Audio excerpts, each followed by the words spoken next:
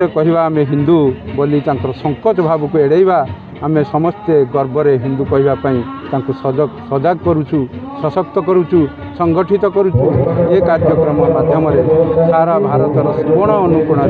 यही मसरे ये कार्यक्रम राष्ट्रीय स्वयंसेवक संघ द्वारा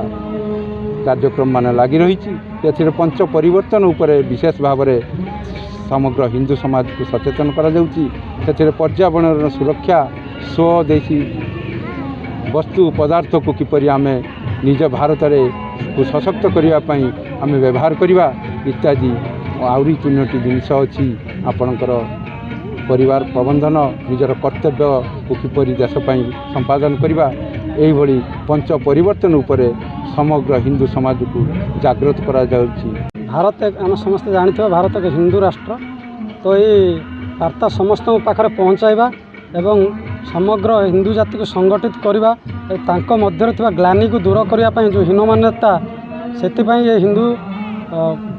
सम्मेलन आयोजन करा समस्त देखुवा जे वर्तमान जो बांग्लादेश रे जो परिस्थिति उपजी जो हिंदू मानक ऊपर जानी शुणिकी अकथनीय भाव अत्याचार करा जाउछि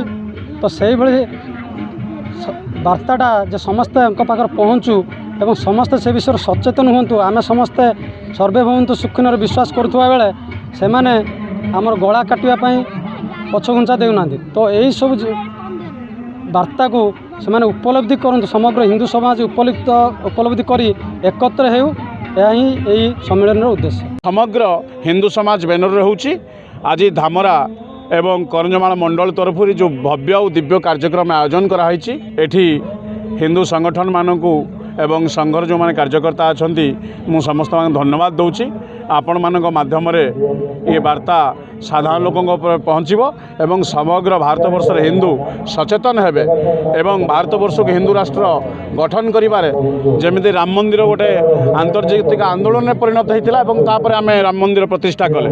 तेणु भारत वर्ष को हिंदू राष्ट्र घोषणा करिबारु पूर्वर हिंदू माने सचेतन हेबे हिंदू संस्कृति हिंदू ऐतिह्य हिंदू परंपरा एवं हिंदू एकाग्रता पाई एठू